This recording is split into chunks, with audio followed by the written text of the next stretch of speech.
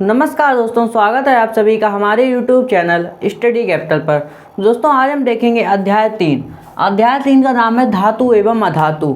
और दोस्तों बता दूं कि पहला अध्याय और दूसरा अध्याय का वीडियो हमारे प्लेलिस्ट में पड़ा है, वहां से जाकर आप लोग देख सकते हैं। अब दोस्तों हम देखेंगे कि यहाँ पर दिया गया है धातु एवं अधातु। दोस्तों धातु और अधातु क्या होता है ये जानेंगे। सबसे पहले दोस्तों सबसे पहले हमें बताया गया है धातु। तो वे पदार्थ जो कठोर, चमकीले, आघातवर्ध, तन्य, ध्वनिक और ऊष्मा तथा विद्युत के सुचालक होते हैं। दोस्तों क्या होते हैं? ऊष्मा तथा विद्युत के सुचालक, यानी इसमें विद्युत प्रवाह हो सकता है और ऊष्मा का प्रवाह हो सकता है। दोस्तों उदाहरण क्या दिए गए हैं? सोडियम, आयरन, जिंक, लेड आदि। दोस्तों क्या होता है? सोडियम हमारी एक धातु है, आयरन भी एक धातु है, जिंक भी धातु है और लेड भी धातु है। दोस्तों क्या होता है कि इनमें हम ऊष्मा का और विद्युत का प्रवाह कर सकते हैं। अब दोस्तों हम देखेंगे अधातु के बारे में। अधातु में क्या दिया गया है? वे पदार्थ जो कठोर, चमकीले, तन्य, आघातवर्ध, ध्वनिक और ऊष्मा तथा विद्युत के सुचालक नहीं होते हैं, उन्हें अधातु कहते हैं। दोस्तों अधातु में क्या होता है? हम विद्युत और ऊष्मा का प्रवाह नहीं कर सकते हैं। जैसे कि देखिए उदाहरण में दिया गया है carbon, sulphur, iodine, hydrogen. Hydrogen दोस्तों गैस होती है, तो उसमें हम विद्युत का प्रवाह कैसे कर पाएंगे? नहीं कर पाएंगे। कांच और लकड़ी और दोस्तों आदि।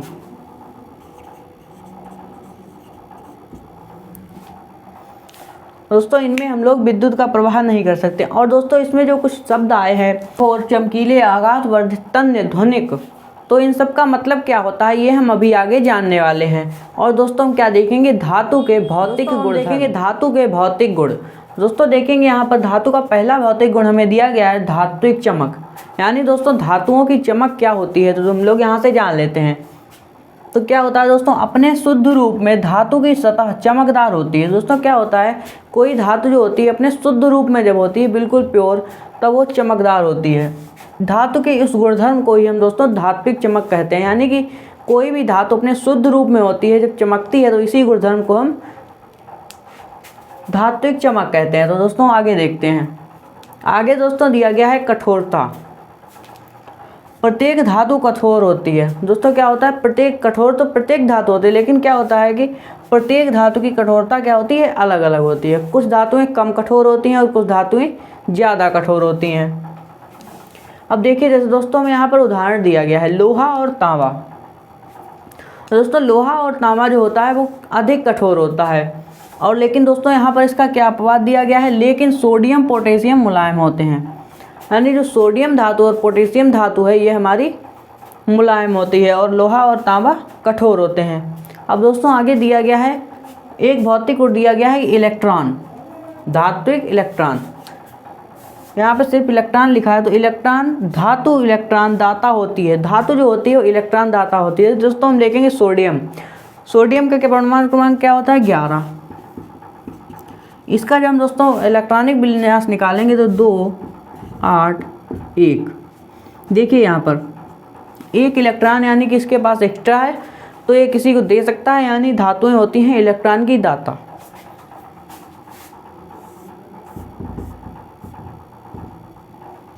अब दोस्तों हम लोग देखेंगे तन्यता। धातु की तन्यता क्या होती है?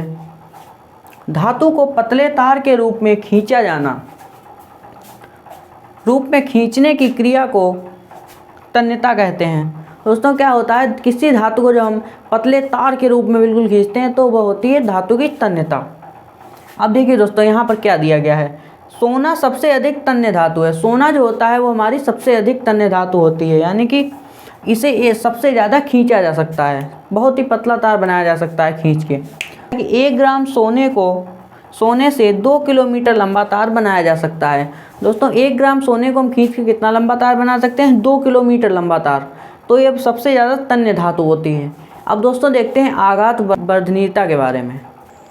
दोस्तों देखिए आघातवर्धनीयता क्या होता है? दोस्तों में दिया गया है, आपने देखा होगा कि कुछ धातुओं को पीट कर चादर के रूप में परिवर्तित किया जाता है, तो इस गुणधर्म को आघातवर्धनीयता कहते हैं। दोस्तों क्या किया जाता है? कोई धातु है उसको हम चादर के रूप में परिवर्तित करते हैं पीट कर, तो वही हमारा होता है आघातवर्धनीयता का गुण होता है धातुओं के लिए। तो इस गुणधर्म को हम क्या कहते हैं? आघातवर्धनीयता। अब दोस्तों देख लेते हैं धातु के रूप और अवस्था के बारे में। रूप या अवस्था एक ही बात है दोस्तों। देखते हैं क्या होता है। धातु कम ताप पर ठोस होते हैं। दोस्तों क्या होता है, जो धातु होती है, आप मान लीजिए कोई आपने लोहा लिया, उसको आप कम ताप पर जब रखेंगे, यदि आपने क्या किया कि ताप को बढ़ा दिया यानी उसको आग में डाल दिया, तो उसे आप जब पीटेंगे तो वो परिवर्तित हो सकता है। लेकिन कम ताप पर आप उस ठंडे लोहे को आप पीटेंगे तो वो उतनी जल्दी अपना आकार नहीं बदलेगा। अब दोस्तों देखते हैं यहाँ पर दोस्तों इसका एक अपवाद दिया गया है। अपवाद क्या दिया गया है, लेकिन मरकरी दोस्तों, मरकरी और पारा एक ही बात होती है, उसका दूसरा नाम होता है द्रव धातु होती है। दोस्तों पारा जो है, जो हमारी थर्मामीटर में लगा होता है पारा, वो बहुत ही कम ताप पर भी पिघल जाता है, यानी कि वो द्रव धातु होती है, पहले से ही बहुत ही कम टेम्परेचर पर भी पिघल जाती है। ध्वनिक। अब दोस्तों अगला टॉपिक हमारे पास है, अगला गुणधर्म है ध्वनिक। ध्वनिक दोस्तों क्या होता है, जो धातुएं कठोर सतह से टकराने पर आवाज़ उत्पन्न करती हैं उन्हें धातुओं का ध्वनिक गुण कहते हैं। दोस्तों कोई धातु है, मान लीजिए आपकी स्कूल में घंटी लगी होती है, उस धातु में हम दूसरी लोहे की छड़ से उसे बजाते हैं तो क्या होता है, ध्वनि उत्पन्न होती है जो कि सबको सुनाई देती है, इसीलिए इसको कहते हैं कि ध्वनिक गुण। ये इसका एक ध्वनिक गुण होता है, जिससे आप किसी घंटी वगैरह को बजाते हैं तो आपको आवाज़ सुनाई देती है, ये होता है एक ध्वनिक गुण। अब दोस्तों अभी तक हमने क्या देखे थे, भौतिक गुणधर्म। अब दोस्तों हम देखेंगे रासायनिक गुणधर्म, धातुओं के रासायनिक गुणधर्म के बारे में। देखिए दोस्तों यहाँ पर धातुओं के रासायनिक गुणधर्म नंबर 1 पर दोस्तों हमें दिया गया है धातु का रासायनिक गुणधर्म कि धातुओं को वायु में दहन करने से क्या होता है। अब दोस्तों हम देखेंगे कि धातुओं को वायु में दहन करने से क्या होता है। दोस्तों यहाँ पर दिया गया है लगभग सभी धातुएं वायु से क्रिया करके धात्विक ऑक्साइड बनाती हैं। दोस्तों क्या होता है कि देखिए दोस्तों यहाँ पर मान लीजिए ये धातु है एक, ये कॉपर है दोस्तों, ये कॉपर है, यहाँ पे मान लीजिए ऑक्सीजन है,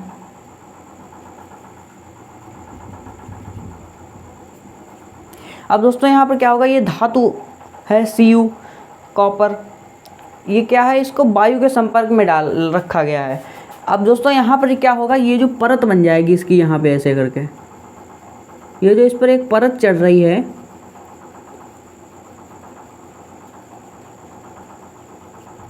ये दोस्तों परत काहे की हो जाएगी, ये हो जाएगी यहाँ पर calcium oxide, copper oxide CuO, यहाँ पर बन जाएगी Cu यानी कि CuO कॉपर ऑक्साइड। अब दोस्तों यहाँ पर देखते हैं, यहाँ पे हमने ये कॉपर लिया, उसकी ऑक्सीजन से क्रिया कराई, तो दोस्तों यहाँ पर हमारे पास क्या बन जाएगा, कॉपर ऑक्साइड। तो यहाँ लिख देंगे कॉपर ऑक्साइड, कॉपर ऑक्साइड। और दोस्तों देखिए यहाँ पर हमने लिया है मैग्नीशियम, मैग्नीशियम धातु। मैग्नीशियम धातु की हमने क्या किया, ऑक्सीजन के साथ क्रिया कराई, तो यहाँ पर दोस्तों बन जाएगा मैग्नीशियम ऑक्साइड, इसका नाम लिख देते हैं मैग्नीशियम ऑक्साइड।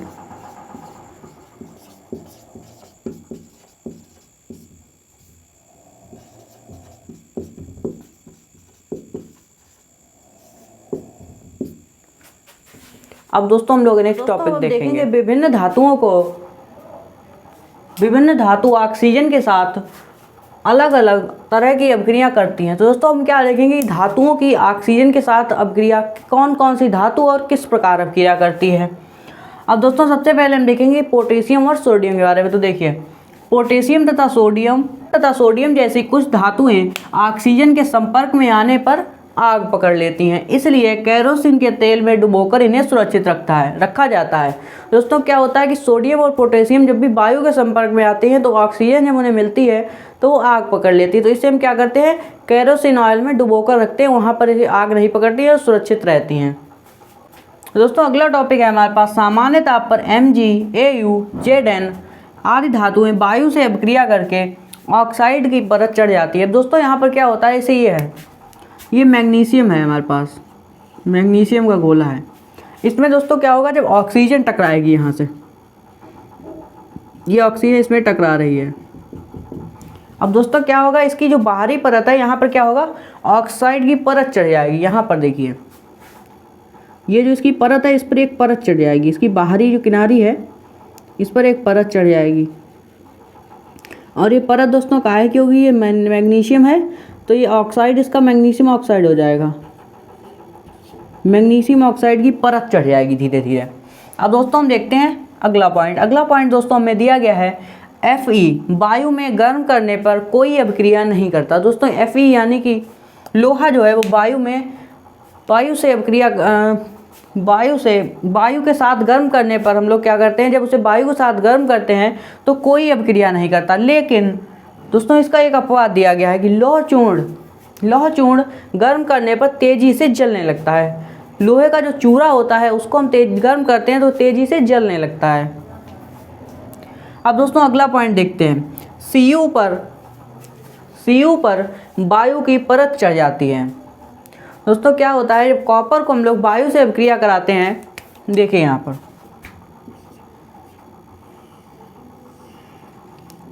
ये मान लीजिए कॉपर का एक टुकड़ा है और यहाँ पर ये वायु से जब अभिक्रिया करेगा इसमें ऑक्सीजन टकराएगी यहाँ पर। दोस्तों मैग्नीशियम की तरह इसमें क्या होगा, एक परत चढ़ जाएगी ऑक्साइड की। यहाँ पर देखिए ये जब ये ऑक्सीजन से संपर्क में आएगा तो यहाँ पर एक परत चढ़ जाएगी जो होगी CuO यानी कि कॉपर ऑक्साइड। अब दोस्तों यहाँ पर देखते हैं कि Ag और Au के साथ अभिक्रिया नहीं करते। दोस्तों क्या होता है कि ऑक्सीजन के साथ Au और Ag जो हैं वो अभिक्रिया नहीं करते हैं। अब दोस्तों हम देखेंगे इसका उभयधर्मी ऑक्साइड क्या होते हैं। देखिए यहाँ पर ऐसे धातु ऑक्साइड जो अम्ल तथा क्षार दोनों से अभिक्रिया करके जल एवं लवण देते हैं उभयधर्मी ऑक्साइड कहलाते हैं। दोस्तों ऐसे धातुओं के ऑक्साइड जो होते हैं जो अम्ल और क्षार से अभिक्रिया करके लवण और जल बनाते हैं उन्हें हम उभयधर्मी ऑक्साइड कहते हैं। अब देखिए दोस्तों यहाँ पर ये क्या है, एक धातु ऑक्साइड है यानी कि एल्युमिनियम का ऑक्साइड है Al2O3। अब दोस्तों हम क्या करेंगे, HCl यानी कि हाइड्रोक्लोरिक अम्ल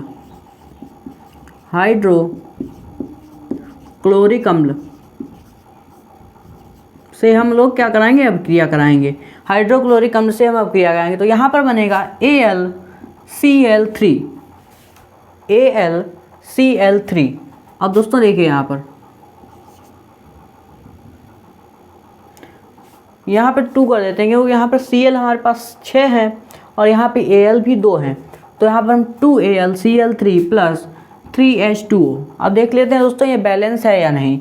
H2O यहाँ पे 6H हैं, यहाँ पे भी 6 हैं, O यहाँ पे 3 आ गए हैं, 3 यहाँ आ गए हैं और 3 ही हैं, 3 वहाँ पे आ गए हैं। अब दोस्तों हम देखते हैं क्या देखते हैं, ये हमारा बन गया लवण, ये है एक लवण। और दोस्तों क्या बनाते हैं, जल, ये हो गया हमारा H2O जल। यानी दोस्तों हमने देख लिया है कोई धातु ऑक्साइड अब किसी भी अम्ल के साथ अभिक्रिया करके लवण और जल बनाते हैं। अब दोस्तों यहाँ पर एक और दिया गया है अम्ल तथा क्षार दोनों से, तो हम अब क्षार के बारे में भी देख लेते हैं कि और धातु ऑक्साइड से क्रिया करा के क्या बनाएंगे हम। अब देखते हैं यहाँ पर Al2O3 ये धातु ऑक्साइड है और हमने क्या किया NaOH यानी क्षार ले लिया, सोडियम हाइड्रोक्साइड।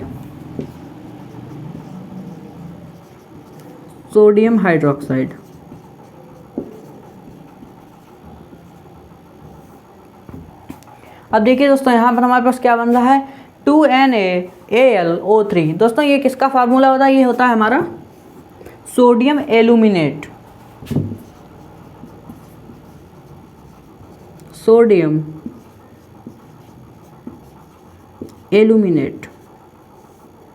ये इसका नाम होता है और ये एक लवण होता है। क्या है, एक लवण है। और दोस्तों ये हमारे पास क्या बचा है, जल। दोस्तों हमने देख लिया है कि किसी भी धातु ऑक्साइड को हम क्षार से अभिक्रिया कराएंगे तो भी हमारे पास क्या होगा, लवण प्लस जल बनेगा। अब दोस्तों हम देखेंगे धातुओं की जल के साथ अभिक्रिया। तो दोस्तों यहाँ देखिए धातुओं की जल के साथ अभिक्रिया कराने पर क्या होता है, तो सबसे पहले हमें दिया गया है जल के साथ धातुएं हाइड्रोजन तथा धातु ऑक्साइड उत्पन्न करती हैं। जो ऑक्साइड जल में घुलनशील होते हैं वह जल में घुलकर धातु हाइड्रोक्साइड बनाते हैं। तो दोस्तों क्या होता है, जब धातुएं हाइड्रोजन गैस यानी दोस्तों जब धातुएं जल के साथ अभिक्रिया करती हैं तब हाइड्रोजन गैस और धातु हाइड्रोक्साइड NaO ये होगी धातु ऑक्साइड यानी सोडियम ऑक्साइड। अब दोस्तों यहाँ पर देखते हैं इसका हम क्या करेंगे, H2O यानी जल में घोल देंगे तो ये क्या करेगा, धातु हाइड्रोक्साइड में, तब ये क्या बनाएगा NaOH, तब ये धातु हाइड्रोक्साइड बनाएगा। अब दोस्तों देखते हैं क्रियाएं क्या दी गई हैं, अपक्रियाएं। तो धातु और जल, धातु को जल के साथ हम जब क्रिया कराएंगे तो धातु ऑक्साइड और प्लस हाइड्रोजन गैस देगा। और दोस्तों हम क्या करेंगे, जब धातु ऑक्साइड, ये जो धातु ऑक्साइड हमें प्राप्त हुआ है इसकी हम जल से अब क्रिया कराएंगे यानी इसको जल में घोलेंगे, तब धातु हाइड्रोक्साइड बनाएगा और हाइड्रोजन गैस देगा। अब दोस्तों देखते हैं हमने क्या लिया यहाँ पर, सोडियम धातु H2O यानी कि जल के साथ हमने इसकी अपक्रिया कराई, तो यहाँ पर क्या बना,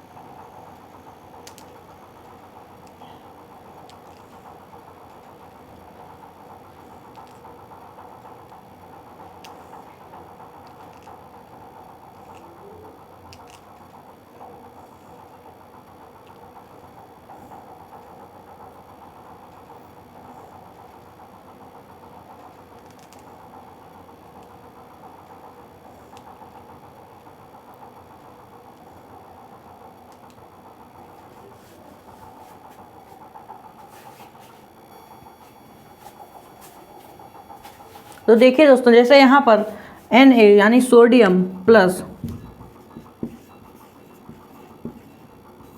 धातु प्लस जल, तो हमने क्या किया यहाँ पर 2Na प्लस H2 यानी कि धातु में सोडियम ऑक्साइड मिल गया है प्लस जल। दोस्तों यहाँ पर हमने इस अपक्रिया को अच्छी तरह से समझ लिया है। अब दोस्तों हम लोग नेक्स्ट टॉपिक देखेंगे। दोस्तों अब हम देखेंगे कि अलग अलग धातुएं जल के साथ किस प्रकार अपक्रिया करती हैं। तो दोस्तों देखिए, धातु जल में अलग अलग अवस्था में अपक्रिया करती हैं। दोस्तों क्या होती है, धातु जल की अलग अलग अवस्था में अपक्रिया करती हैं। Mg यानी कि मैग्नीशियम गर्म जल के साथ अपक्रिया करती है। दोस्तों मैग्नीशियम जो है गर्म जल के साथ अपक्रिया करेगी। और दोस्तों आगे दिया गया है एल्यूमिनियम, आयरन, जिंक जैसी धातुएं न तो शीतल जल में अपक्रिया करती हैं और न तो गर्म जल में अपक्रिया करती हैं। दोस्तों क्या है कि एल्यूमिनियम, आयरन और जिंक जो तीन धातुएं हैं ये न तो शीतल जल में यानी न तो ठंडे जल में अपक्रिया करती हैं और न गर्म जल में। तो दोस्तों यहाँ पर और एक इसका अपवाद भी दिया गया। क्या अपवाद दिया गया है, लेकिन जल वाष्प के साथ अपक्रिया करती हैं, यानी दोस्तों भाप जो होती है भाप के साथ ये अपक्रिया कर जाती हैं।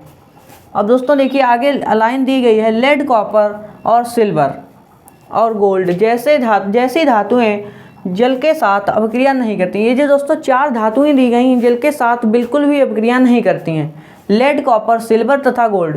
अब दोस्तों हम लोग देखेंगे धातुओं की अम्ल के साथ अपक्रिया। दोस्तों लोग देखेंगे क्या होता है जब धातुएं अम्ल के साथ अपक्रिया करती हैं। तो देखिए दोस्तों यहाँ पर क्या होता है जब धातुएं अम्ल के साथ अपक्रिया करती हैं। दोस्तों क्या होता है जब धातुएं अम्ल के साथ अपक्रिया करती हैं तो संगत लवण और हाइड्रोजन गैस बनाती हैं। जैसा कि यहाँ पर लिखा हुआ है, धातुएं अम्ल के साथ अपक्रिया करके संगत लवण और हाइड्रोजन गैस प्रदान करती हैं। तो देखिए दोस्तों यहाँ पर हम अपक्रिया के माध्यम से अच्छे से समझ लेंगे। अब देखिए यहाँ पर हमने एक धातु ली है Fe धातु ली है। अब दोस्तों इसकी अपक्रिया कराएंगे हाइड्रोक्लोरिक अम्ल से। ये HCl होता है हाइड्रोक्लोरिक अम्ल, हाइड्रोक्लोरिक अम्ल। दोस्तों इसके साथ हम इसे अपक्रिया कराएंगे। दोस्तों यहाँ पर हमारा क्या बन जाएगा, Fe और Cl है। Fe ज़्यादा संयोजकता वाला होता है तो क्या करेगा, इससे एक इलेक्ट्रॉन इसको दे देगा Cl को, और यहाँ पर FeCl इसको वियोजित करके यहाँ पर ले आएगा, FeCl2 हो जाएगा यहाँ। और दोस्तों यहाँ पर हाइड्रोजन गैस हमारी निकल जाती है। हम चेक कर लेंगे कि अपक्रिया बैलेंसिंग है या नहीं। तो Fe एक है, यहाँ पे एक है, Cl 2 है, यहाँ भी 2 है, और H2 भी है, यहाँ पे भी H2 है। दोस्तों ये अपक्रिया हमारी संतुलित है। अब दोस्तों दूसरी धातु के साथ हम देखेंगे अपक्रिया। अब हम देखेंगे एल्यूमिनियम धातु के साथ। दोस्तों यहाँ लिखा है 2Al प्लस 6HCl, यानी हाइड्रोक्लोरिक अम्ल के हमने 6 अणु लिए हैं। ये दोस्तों बैलेंस करने के लिए अणु लिए जाते हैं 6 या 2, नहीं तो हम ऐसे ही लिख सकते हैं, लेकिन फिर अब ये अभिक्रिया बैलेंस नहीं रहेगी। अब दोस्तों देखिए यहाँ पर 2AlCl3 यहाँ पर बना है और यहाँ पर हाइड्रोजन गैस बन गई है, यानी कि ये है संगत लवण। यानी कि संगत मतलब उसी धातु के लवण, ये भी लवण है। प्लस में दोस्तों हाइड्रोजन गैस निकल रही है। यहाँ पे हम लिख देंगे धातु प्लस अम्ल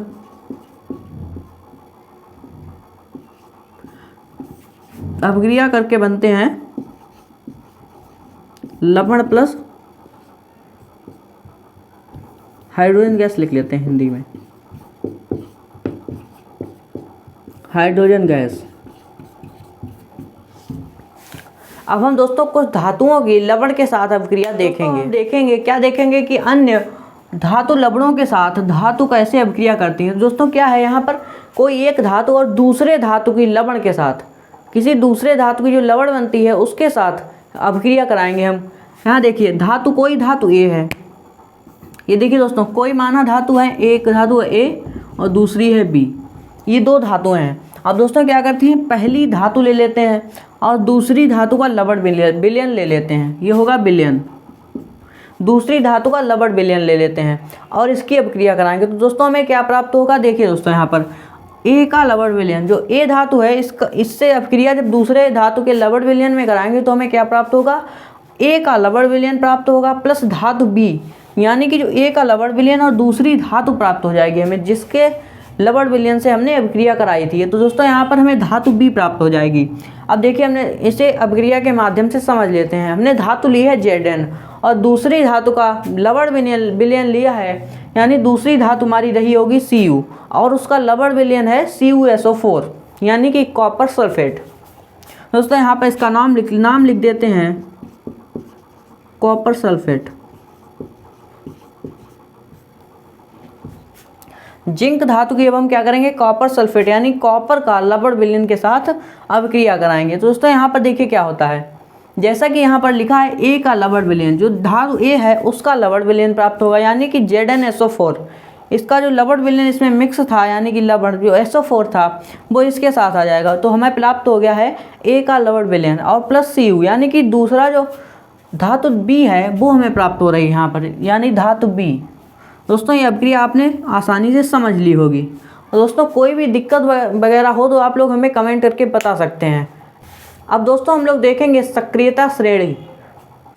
तो दोस्तों अब हम देखेंगे सक्रियता श्रेणी। सक्रियता श्रेणी क्या होता है, देखिए सक्रियता श्रेणी वह सूची है जिसमें धातुओं की क्रियाशीलता को अवरोही क्रम में व्यवस्थित किया जाता है। तो दोस्तों कौन सी सूची है जिसमें धातुओं को उनकी क्रियाशीलता यानी उनकी अभिक्रिया करने की क्षमता जो होती है उसके हिसाब से हम अवरोही क्रम में इन्हें व्यवस्थित करते हैं। तो देखिए दोस्तों यहाँ से नंबर 1 पे होता है पोटेशियम, नंबर 2 पे होता है सोडियम और दोस्तों नंबर 3 पे हमारा आता है कैल्शियम, नंबर 4 पे मैग्नीशियम, नंबर 5 पे एल्यूमिनियम, नंबर 6 पर जिंक, नंबर 7 पर आयरन, नंबर 8 पर लेड यानी Pb और दोस्तों नंबर 9 पर आता है हाइड्रोजन, नंबर 10 पर आता है कॉपर।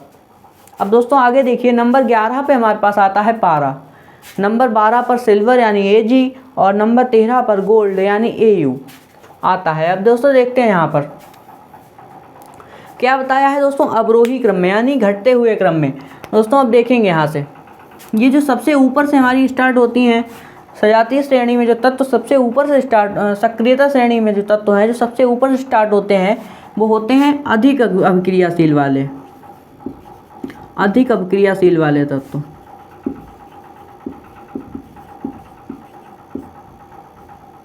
अभिक्रियाशीलता वाले तत्व। और दोस्तों धीरे से क्या होता है, अभिक्रियाशीलता घटती है, यहाँ से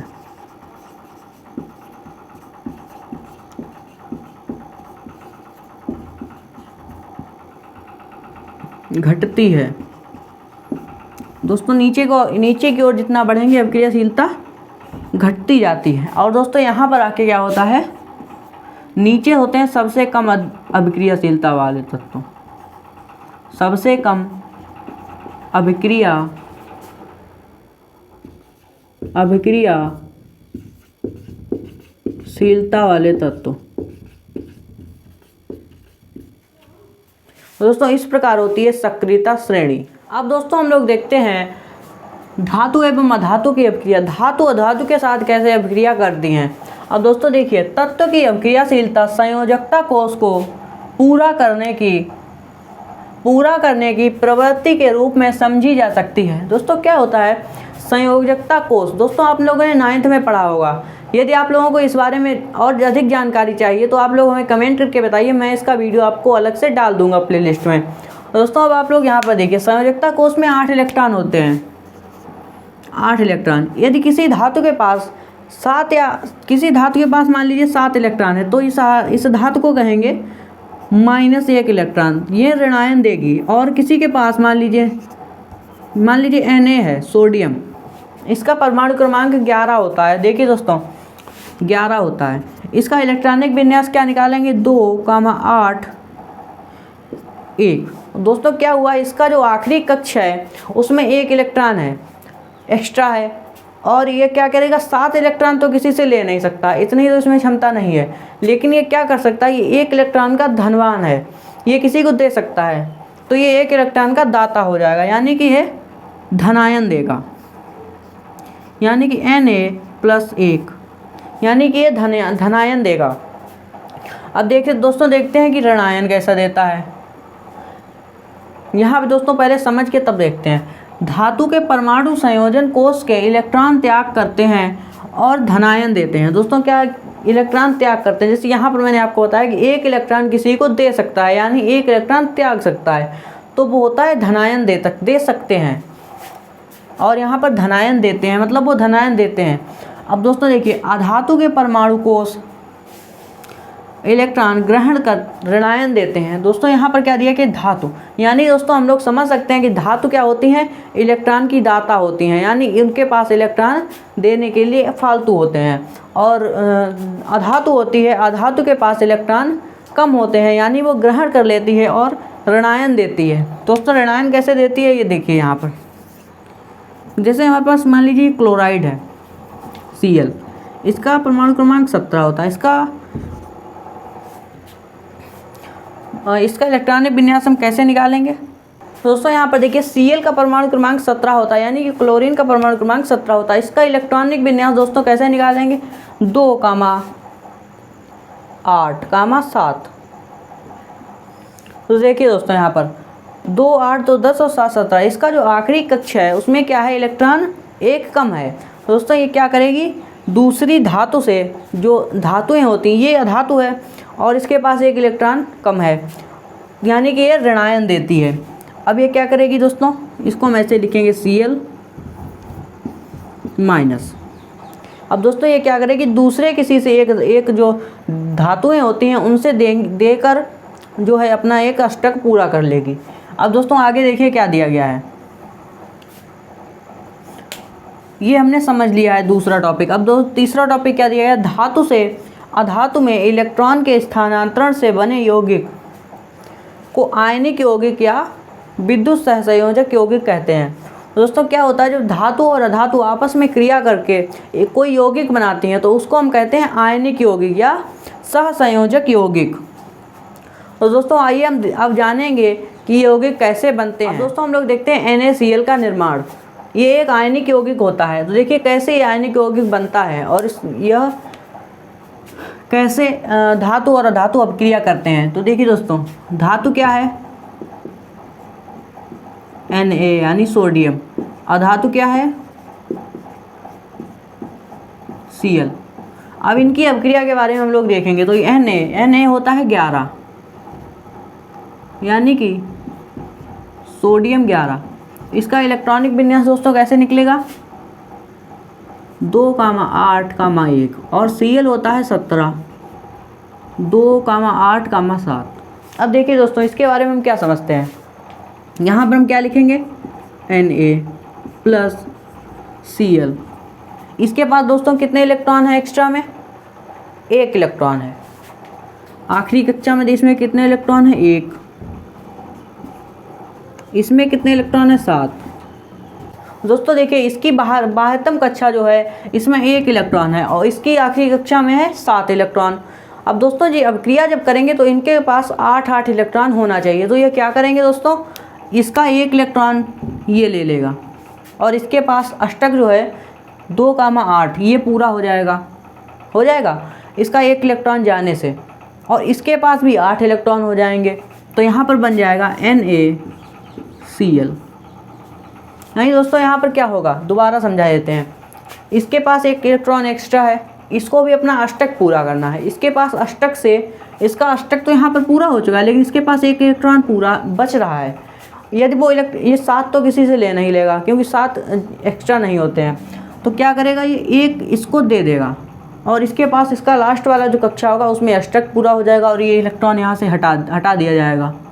ये इसके साथ चला जाएगा तो यहाँ पर अष्टक पूरा हो जाएगा इसका। और दोस्तों ये क्या करेगा, ये इसके पास कम है, ये क्या करे, या तो 7 किसी को दे, तो दे सकता नहीं है ये, तो क्या करेगा, ये 1 ले लेगा। तो यहाँ पे भी इसके पास 8 इलेक्ट्रॉन हो जाएंगे। अब दोस्तों हम लोग देखेंगे मैग्नीशियम क्लोराइड बनाना। मैग्नीशियम का क्या होता है, मैग्नीशियम है धातु और Cl यानी कि क्लोरीन है अधातु। क्लोरीन दोस्तों गैस होती है इसलिए अधातु है। अब दोस्तों देखेंगे Mg का परमाणु क्रमांक क्या होता है, तो Mg होता है 12, Mg 12। दोस्तों इसका इलेक्ट्रॉनिक विन्यास निकाल लेंगे 2,8,2, 8 2 10 2 12। और Cl का परमाणु क्रमांक का भी इलेक्ट्रॉनिक विन्यास हम लोगों ने निकाला था यहाँ पर, Cl 17। तो यहाँ पर देखिए दोस्तों 2,8,7। अब देखिए दोस्तों यहाँ पर समझिए, यहाँ पर एक Mg है, इसके पास दोस्तों देखिए बाह्यतम कक्षा में कितना इलेक्ट्रॉन है, 2। तो ये क्या करेगा, 6 तो किसी से ले नहीं सकता है, इसलिए क्या करेगा, इसके पास जो 2 इलेक्ट्रॉन एक्स्ट्रा हैं ये किसी ना किसी धातु को दे देगा। तो यहाँ पर इसके पास है +2 और Cl के पास है -1। और दोस्तों मैग्नीशियम क्लोराइड का सूत्र होता है MgCl2। तो यहाँ पर Cl कितने हैं, 2। तो देखिए दोस्तों यहाँ पर Mg प्लस Cl यानी दोस्तों यहाँ पर 2 क्लोरीन है, 2। अब दोस्तों यहाँ पर देखिए क्या करेंगे, इसके पास 7 इलेक्ट्रॉन होता है एक्स्ट्रा, 1 2 3 4 5 6 7। इसके बाद भी 7 होते हैं, 1 2 3 4 5 6 7। दोनों के पास 7 इलेक्ट्रॉन हो गए। और दोस्तों यहाँ पर क्या है, 2 प्लस के हैं। अब दोस्तों यहाँ पर क्या करेगा, मैग्नीशियम 1 इलेक्ट्रॉन इस वाले Cl को दे देगा, ये वाला इसके पास चला जाएगा और ये वाला इसके पास। और क्या होगा, इसका जो लास्ट वाला अष्टक होगा, इसके जो 2 इलेक्ट्रॉन एक्स्ट्रा हैं वो चले जाएंगे, तो इसका जो आखिरी कक्षा हो जाएगा उसमें 8 इलेक्ट्रॉन इसका अष्टक पूरा हो जाएगा। और दोस्तों क्या होगा कि Cl के पास 1 कम है दोनों Cl में, तो यहाँ पर उनका भी अष्टक पूरा हो जाएगा। तो यहाँ बन जाएगा मैग्नीशियम क्लोराइड। दोस्तों यहाँ पर मैग्नीशियम क्लोराइड बन गया है। दोस्तों आयनिक यौगिकों को बनाना और उनके बीच धातु और अधातु की क्रिया कराना हम लोगों ने सब कुछ अच्छे से समझ लिया है। अब दोस्तों हम लोग देखेंगे आयनिक यौगिकों के गुणधर्म। दोस्तों अब हम देखेंगे आयनिक यौगिकों के गुणधर्म। दोस्तों सबसे पहले हम देखेंगे भौतिक गुणधर्म कि आयनिक यौगिकों के भौतिक गुणधर्म कैसे होते हैं। देखिए दोस्तों आयनिक यौगिक ठोस एवं थोड़े कठोर होते हैं। दोस्तों ये क्या होता है, ज़्यादा कठोर नहीं, बहुत थोड़े कठोर होते हैं। ये यौगिक सामान्यतः भंगुर होते हैं, दाब डालने पर टुकड़ों के रूप में टूट जाते हैं। अब देखिए दोस्तों कम कठोर होते हैं इसीलिए ये भंगुर होते हैं, क्योंकि अगर ज़्यादा ही अधिक कठोर होते तो ये भंगुर नहीं होते, यानी कि टुकड़ों के रूप में नहीं टूटते। यानी क्या होता है, मान लीजिए आपने एक कंचा लिया, कंचा उसको आप एक हथौड़ी मारेंगे एकदम चूर चूर हो जाता है टुकड़ों के रूप में। तो इसी गुण को हम कहते हैं भंगुर। तो क्या होता है, ये दाब डालने पर सामान्यतः मतलब कम ही दाब पर टूट जाते हैं, क्योंकि ये कम कठोर होते हैं, टुकड़ों के रूप में बिखर जाते हैं। अब दोस्तों देखते हैं इसका गलनांक और क्वथनांक। आयनिक यौगिकों का गलनांक और क्वथनांक। दोस्तों गलनांक और क्वथनांक तो आप जानते ही होंगे, किसी निश्चित ताप पर गलाने की क्रिया को, जिस निश्चित ताप पर हम किसी धातु को गलाते हैं उसे गलनांक कहते हैं। ये तो आपने 9th में पढ़ाई होगा। अब देखिए दोस्तों, यहाँ पर आयनिक यौगिकों का गलनांक एवं क्वथनांक बहुत अधिक होता है। तो इन यौगिकों का गलनांक और क्वथनांक बहुत अधिक होता है। अब दोस्तों देखते हैं घुलनशीलता। तो इन यौगिकों की घुलनशीलता कैसी होती है? ये यौगिक जल में सामान्यतः घुलनशील। यौगिक कैसे होते हैं दोस्तों? जल में सामान्यतः घुलनशील, यानी कि जल में जल्दी घुल जाते हैं। और दोस्तों किरोसिन तथा पेट्रोल में अघुलनशील। दोस्तों ये क्या होता है? पेट्रोल या कोई केरोसिन का तेल होता है, उसमें ये सामान्यतः नहीं घुलते हैं, यानी कि घुलते ही नहीं हैं। अब दोस्तों देखते हैं विद्युत चालकता। आयनिक यौगिक के जलीय विलयन में विद्युत चालन होता है और ठोस अवस्था में नहीं होता है। दोस्तों क्या होता है, जब आयनिक यौगिकों का कोई जलीय विलयन होता है उसमें हम विद्युत धारा प्रवाह करते हैं तो आसानी से प्रवाह हो जाता है। और दोस्तों ठोस अवस्था में हम विद्युत का प्रवाह करते हैं तो आसानी से नहीं होता है। दोस्तों अभी तक हमने धातु और अधातु के बारे में डिटेल में समझ लिया है कि धातु के भौतिक गुण क्या होते हैं, धातुओं के रासायनिक गुणधर्म क्या होते हैं। इन सभी के बारे में हम लोगों ने जानकारी प्राप्त कर ली है। और दोस्तों धातुओं के आयनिक यौगिकों के बारे में और उनके गुणधर्म, धातु के आयनिक यौगिकों के कौन से गुणधर्म होते हैं, भौतिक गुणधर्म और रासायनिक गुणधर्म के बारे में हम लोगों ने जान लिया है। अब दोस्तों हम आगे देखेंगे धातुओं की प्राप्ति। दोस्तों धातुओं की प्राप्ति को हम अगले वीडियो में देखेंगे, जो कि आपको हमारी प्लेलिस्ट में मिल जाएगा, वहाँ से आप लोग देख सकते हैं। तो दोस्तों इस वीडियो को यहीं पर समाप्त करते हैं। इसी के साथ दोस्तों वीडियो अच्छा लगा हो तो लाइक करें, शेयर करें, चैनल को सब्सक्राइब कर लें, बेल आइकन को ऑल में जाकर प्रेस कर दें। इसी के साथ दोस्तों मिलते हैं अगले वीडियो में। धन्यवाद।